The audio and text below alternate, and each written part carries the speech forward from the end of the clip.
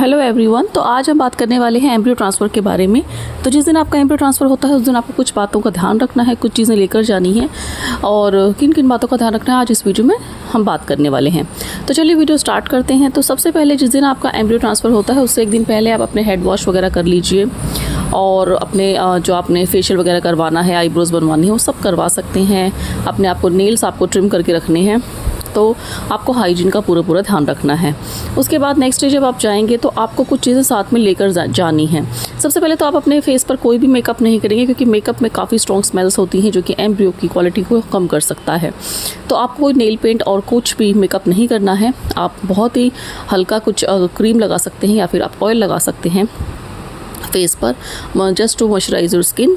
और इसके अलावा आपको कोई मेकअप नहीं करना है, कोई लिपस्टिक वगैरह भी आपको नहीं लगा कर जानी है, कोई आपको ज्वेलरी नहीं पहन कर जानी है और अपने बालों को अच्छे से टाई करके रखना है क्योंकि बाद में वो आपको हेड कैप पहनाएंगे और आपके पास रबर बैंड वगैरह होना चाहिए ताकि आप अच्छे से अपने बालों को टाई कर सको। उसके बाद आपको जो चीज़ें लेकर जानी हैं उनके बारे में मैं आपको बताऊंगी। सबसे पहले तो आपको अपने सारे हॉस्पिटल के जो जितने भी आपके डॉक्यूमेंट्स आपको मिली हैं फर्स्ट डे से लेकर अब तक के, वो सभी लेकर जानी है। सभी टेस्ट रिपोर्ट्स आपको लेकर जानी है। इसके अलावा आपकी पूरी पेमेंट के बिना वो एम्ब्रियो ट्रांसफ़र नहीं करेंगे, इसलिए आपको अपनी पूरी पेमेंट दे देनी है।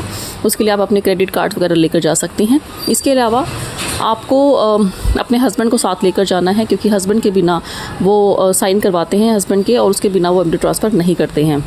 इसके अलावा आपको बिल्कुल कॉटन के कपड़े पहनकर जाने हैं ताकि आप वहाँ पर कंफर्टेबल रह सकें। आपको हील के सैंडल्स बिल्कुल नहीं पहनकर जाने हैं, इस बात का खास ख्याल रखना है। बिल्कुल आपको फ्लैट्स और कंफर्टेबल शूज़ पहनकर जाने हैं या जो भी आपके स्लीपर्स हैं वो बिल्कुल फ्लैट होने चाहिए, हील नहीं होनी चाहिए उनमें क्योंकि एम्ब्रियो ट्रांसफ़र के बाद आपको जो है हील्स अवॉइड करनी है, नहीं पहननी है। तो आपको इन चीज़ों का ध्यान रखना है और साथ में जो आपको आपके साथ जो भी है आपको उसका खाना लेकर जाना है क्योंकि वहाँ पर काफ़ी टाइम लग सकता है, आपको वेट करनी पड़ सकती है क्योंकि कई बार एम्ब्रियो ट्रांसफ़र कुछ ज़्यादा होते हैं तो आपको वेट करनी पड़ सकती है।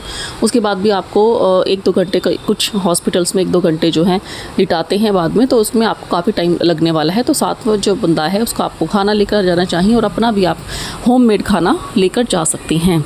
उसके बाद आप क्योंकि आप उस दिन रेस्ट करने वाले हैं तो आपको हल्का खाना होता है, तो आप अपने घर पे पहले ही बता सकते हैं कि आपको जो आएंगे जब आप वापस तो आपको होममेड खाना ही खाना है क्योंकि एम्ब्रियो ट्रांसफ़र के बाद आप बाहर का खाना नहीं खा सकते हैं और बहुत ज़्यादा स्पाइसी खाना भी आपको नहीं खाना है। तो मैंने डाइट के लिए अलग से वीडियो भी बनाया, वो जाकर देख सकते हैं कि एम्ब्रियो ट्रांसफ़र के बाद आपको किस तरीके का खाना खाना है। इसके बाद एम्ब्रियो ट्रांसफ़र के बाद आपको काफ़ी दवाइयाँ दी जाती हैं। लगभग 16-17 हज़ार की दवाई आई थी मेरी जब मेरा एम्ब्रियो ट्रांसफ़र हुआ था। तो अब आप 17 से 20 हज़ार रुपये आप लेकर चलेंगे। अपना क्रेडिट कार्ड, कैश जो भी आपको कंफर्टेबल हो आप वो लेकर जाएंगे क्योंकि वो दवाइयाँ आपको इमीडिएट लगानी भी होती हैं कुछ उसी टाइम और कुछ आपको जो है हॉस्पिटल से ही मिलेंगी और बाकी जगह बाहर से वो लेने को मना करते हैं और बाहर से वो दवाइयाँ मिलती भी नहीं हैं। इसलिए आपको एट द टाइम आपको अपना एम्ब्रियो ट्रांसफ़र की भी यानी कि पूरे IVF के जितने भी आपका पैकेज है उसकी पेमेंट फुल करनी होती है और दूसरा आपको दवाइयाँ भी एक्स्ट्रा खर्चा आएगा 20 हज़ार रुपये का, लगभग 17 से 20 हज़ार रुपये के बीच में जो है आपका जो है पैसे लगेंगे। एम्ब्रियो ट्रांसफ़र जो है आपका जब हो रहा होता है तब आपको क्या करना है, तो आपको सुबह लाइट ब्रेकफास्ट करके आना होता है।